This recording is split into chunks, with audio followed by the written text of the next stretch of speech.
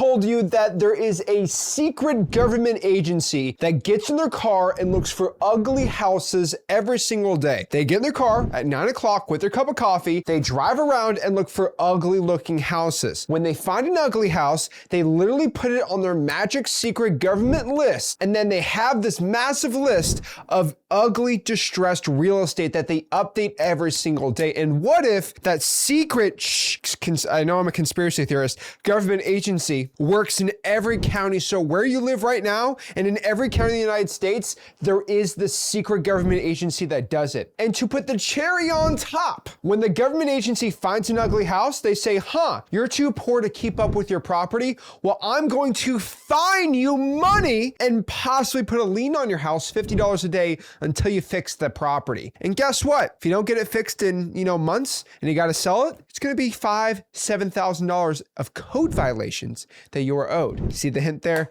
It is a real list. It is not a conspiracy. This is the code violation list. And what I'm gonna do today is share with you exactly how to find and wholesale code violation properties. It is by far one of the easiest, quote, low-hanging fruit type of lists you could possibly find. And in my opinion, one of the simplest lists anybody getting started can start using to start making a ton of money wholesaling real estate. You see, what I described is exactly what happens every single day in the United States of America. Your local's towns or cities or counties code enforcement agency, which is technically a law enforcement agency, enforces the code for your city. Now you might be like, Zach, well, what are you talking about? Well, let's talk about what is a code violation. A code violation is when a property breaks the city's rules. It's not criminal, but it's against the rules, like speeding, but they get fined daily for breaking the city's rules. And so let's rewind this. Do you know there's actual laws in your city that the property has to look nice? Like the grass has to be maintained, your windows on your property can't be broken, there can't be junk vehicles or just a bunch of junk outside the property, and it can't be really, quote, ugly. And if it is ugly, then they fine you for breaking these rules every single day. Yeah,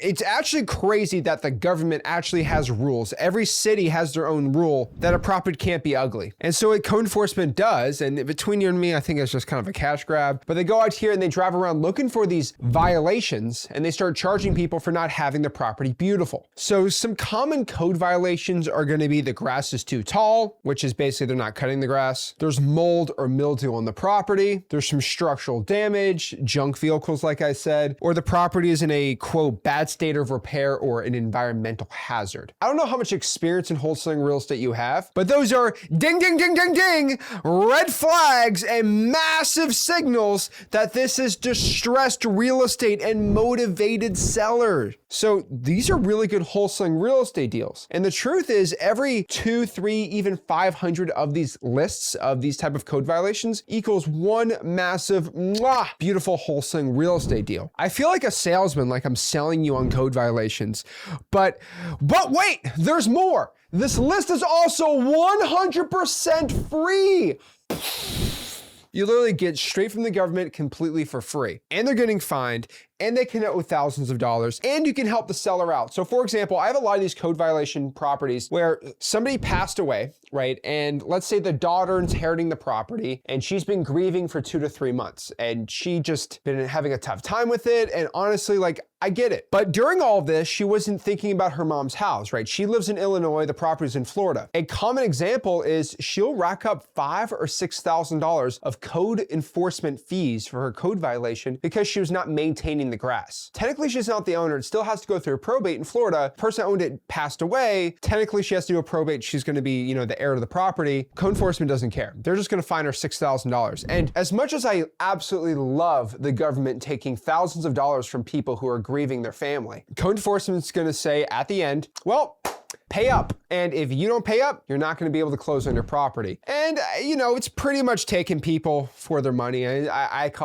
I call it theft, highway robbery, but the government's basically doing that. I understand like an IRS lien or something like that, but like this is like completely crazy from the city or local government. Now the cool part is once you kind of sick a lawyer at these people, the local government really doesn't have much chomping power. And what I mean by this is most of the time you can negotiate these fees down by half. So if it's a $6,000 or $7,000 code violation, you could probably get it down to $2,000 or $3,000. I've even gotten a $20,000 fee violation down to like $1,000 before. And guess what? That means you are going to be the knight in shining armor to your motivated sellers in this distressed situation. A realtor can't do this. Most real estate investors don't know how to do this. And I'm gonna be sharing exactly how you can do this today. You can lock up deals for their literal asking price and then just say, if I negotiate anything down, I get the rest of that. And she's like, fine. And so if you can negotiate a $10,000 code violation down to $5,000, you collect that extra $5,000. Now you're probably watching this chomping at the bit like, okay, like how do I pull this list? Well, it's pretty simple. Method number one is you just pull the list online. It's pretty simple. All you have to do is just go on your computer and search your local city or county's code enforcement department online. Now, online is usually the easiest one.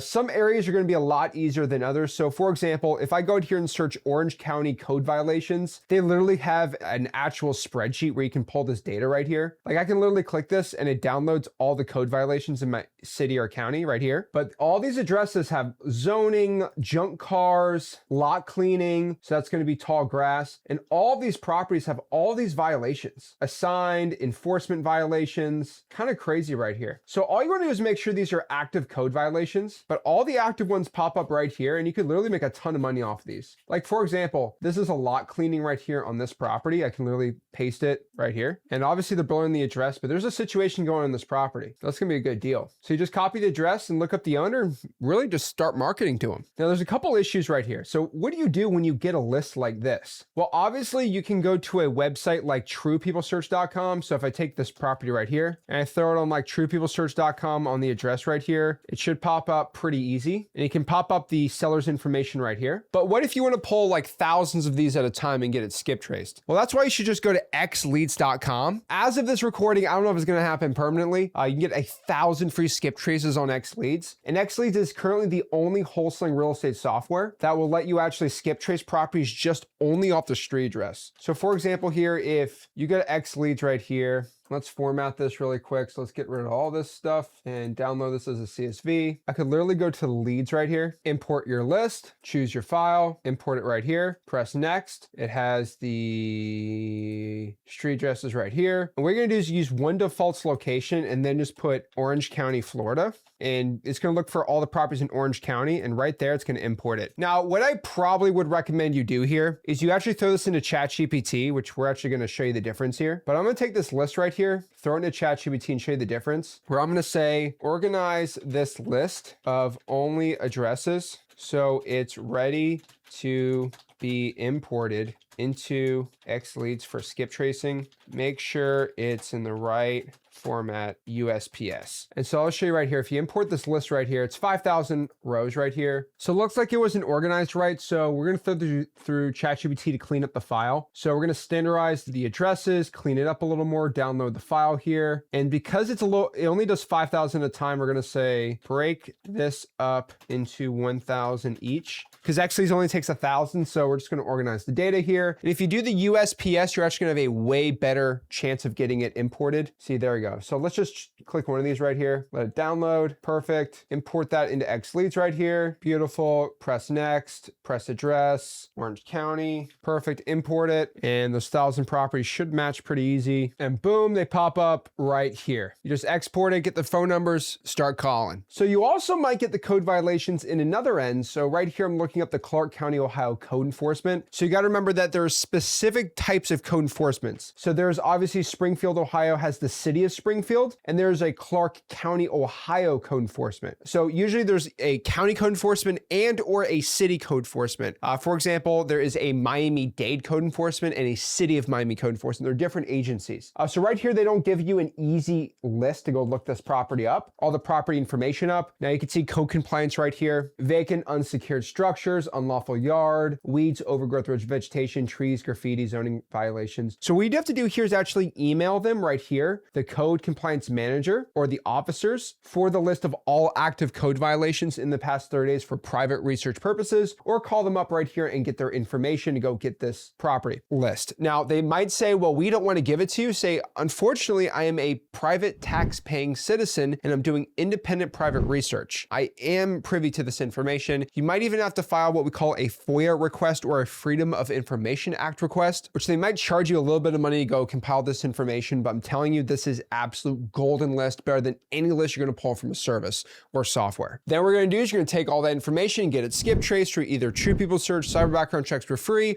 or go to xleads.com to get skip traced from there. Xleads is going to have more accurate skip tracing, quicker, easier, you just import it, it's all done. But True People Search is completely free. Then you're going to go out here and start marketing to these leads. So I'd recommend you just start calling them, use my two-pronged script for cold calls. Hey, is this the owner of the property? And number two, are you interested in selling the house? If they say yes, go through the 4 pillars, MCTP, motivation, condition, timeframe, price, and then go get the lead and go out here and close them. If you want to learn more about how to close sellers, I have that in my free real estate wholesaling course and community, freewholesaling.com. And if they say no problem, on to the next one. Now, what you want to do here is even if they say no, they don't want to sell their property, you're going to re-pull next month all active code violations. And if they're still on that list, you're still going to call them and still verify. Now, another bonus I would give to you here, and really what I call a cheat code, is going to be what I call reverse driving for dollars. Now, this is pretty simple. You're going to go to the dollar store and get a pack of 100 to even 500 sticky notes. Write on the sticky note, hey, this is Zach, got a quick question about your property. Please give me a call back. Put your Google Voice number, whatever number you want to get, and put it on the door. What's really cool is you can get a list of maybe 100 code violations for your city, throw the addresses into ChatGPT or whatever AI you like, and say, plan a route for my Saturday morning for me to go put these sticky notes out. Now, what do you do if you put the sticky note out and they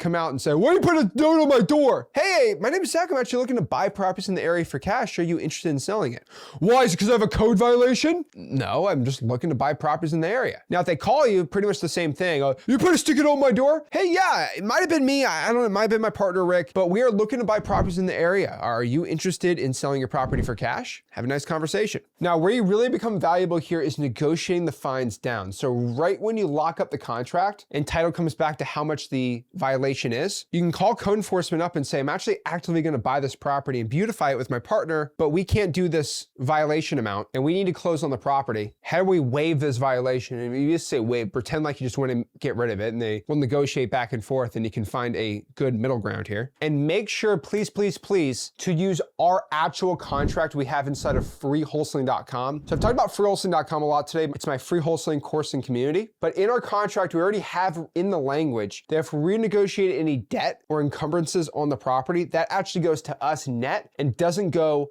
to the cash buyer. But I'm telling you guys, if you can master code violations, you're gonna master getting deals every single month wholesaling real estate. So if you're ready to start using one of the best sources for deals, code violations, to get wholesaling real estate deals, do me a favor. Make sure you smash that like button, subscribe, and I'll see you soon. This is Zach Ginn signing out. Have a blessed one.